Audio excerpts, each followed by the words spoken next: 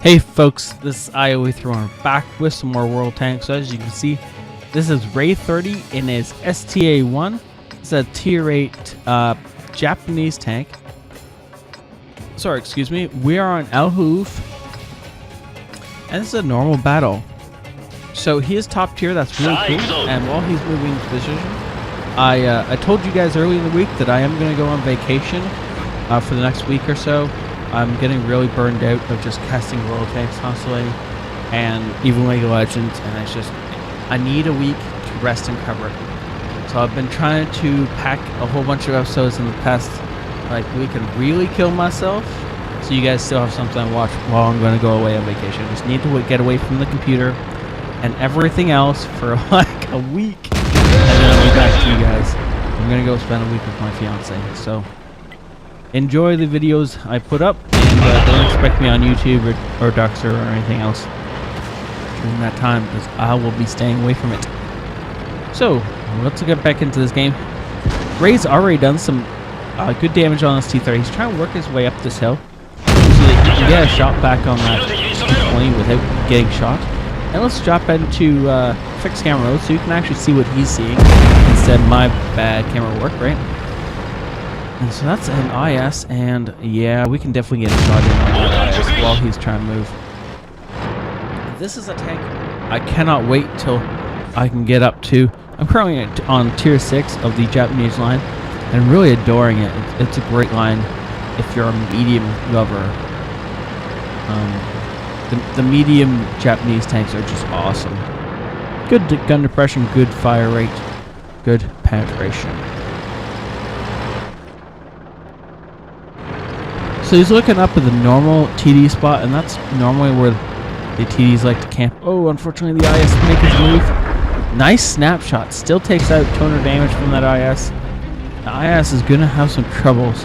Now he's moving over here. He's decided that he's done enough damage to the IS that he doesn't have to worry about his team not being able to handle it. He'd rather take out this A44 who's threatening the back end of his heavies up here. And he needs to get high enough up on this hill that he can shoot.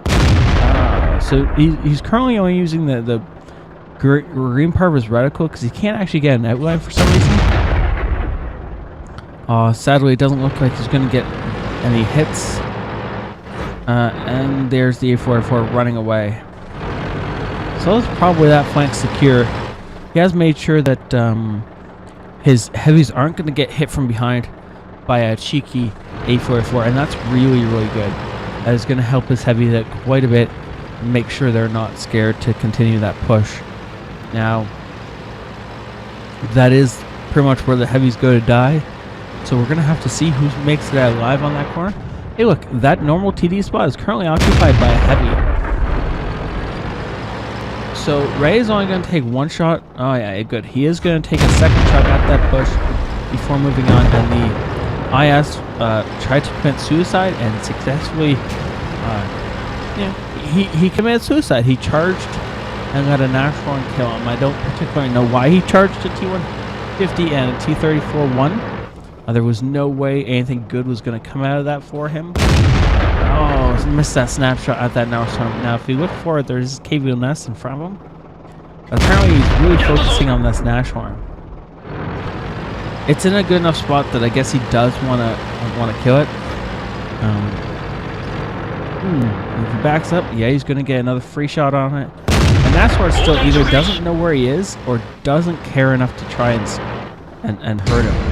There he is. The Nashorn is now looking at him. Unfortunately for the Nashorn, he's dead. And nope, gun doesn't reload in time to get another shot on this K1S. He is looking at the ISU over there. He does want to get a side shot in on him if he can. It looks like he's yeah, he might be able to sneak a shot over that ridge. He does. And is the ISU, yep, the ISU backs up. That's a right move by the ISU. Now, the enemy team has lost most of their tanks except for their heavies that are over in A1. Snapshot on the back of that K1S sadly missed. And that K1S is in a bad spot. There's nowhere he can go that will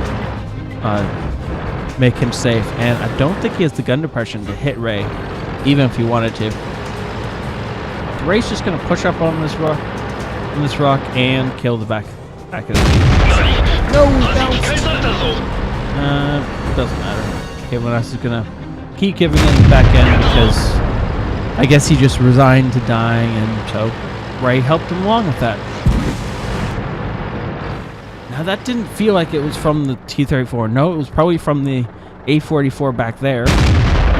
Ooh, sadly the shot dipped at the last second and dropped into the dirt. It looks like will he get another shot on the A-44? That's the ARL. Well, that poor guy. Giving the side of his turret to Ray's just going to take advantage of that.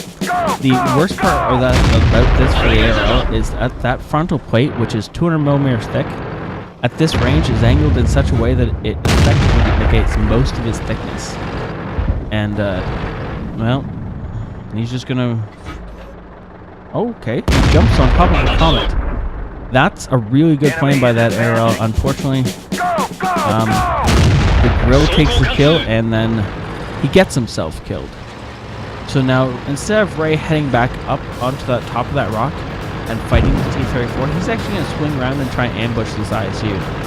Now you'll notice he's down to 3 standard rounds left. I don't think he's fired anything except for standard ammunition so far.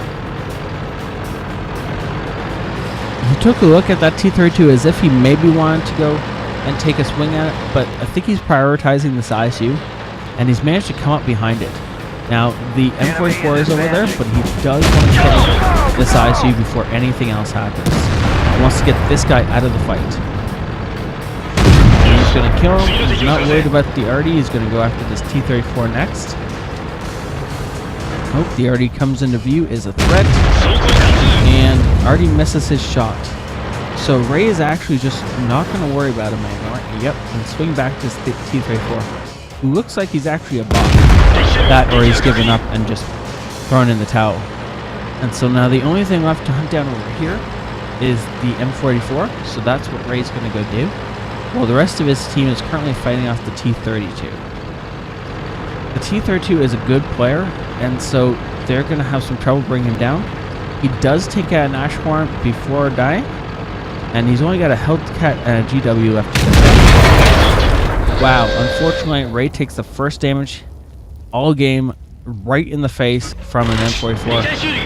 And that M44 is probably cursing that he was low tier on this board, because, well, it was highly unlikely he would have been able to kill Ray at any rate, but it definitely, you know, it hurt that he shot an STA full in the face and did 200 damage or something. Now, unfortunately, Ray's gun elevation is stopping him from hitting this T-32 in the back. He's going to have to get down onto a flat plane. And, yep, there he is. Now we can shoot the T-32 in the back. T-32 is either realizing the problem or is just advancing on the Hellcat. Either way, it doesn't really matter. Oh, engine fire for the win. That is how you finish off a game in style. 4,500 experience with premium, with his daily double, still completely worth it. It was, of course, his ace tanker. He grabbed the high caliber, and the top gun was just kind of superfluous in there. It was epic to get, but he was definitely destined to get it with the way he was going. You see, he got a little bit of spine damage, but mostly this is all damage by himself. Unfortunately, he did just track that A44, didn't get any real damage into it. Oh, okay. So that was that shot I thought missed. Apparently it did, in fact, either damage or take his tracks off, and it just repaired it instantly and carried on its way. Ray did a lot. Holy smokes. 4,600 damage dealt and 7 kills, and that is more than at least the next 3 people on his team combined. Wow. Okay, then. Yeah, he dealt some damage there. He saved the Hellcat in the end, and the GW Tiger P was just kind of there along for the ride. Already tends to get a bad rep because it is really hard to hit things in artillery. I do have to give props to the enemy T-32. He had an epic game. Unfortunately, Ray was on the other team, and so he lost that. 31 shots fired, most of them hit and penetrated. He got obviously quite a bit of damage off, a little bit of assisting damage, a little bit of damage to bouncing off his armor, and that M44 was the only thing that actually did damage to him the entire game. That was a great game. Thank you so much, Ray, for saying it in. Thank you for watching and hitting that like or subscribe button. I'll see you next time. This ioEther out.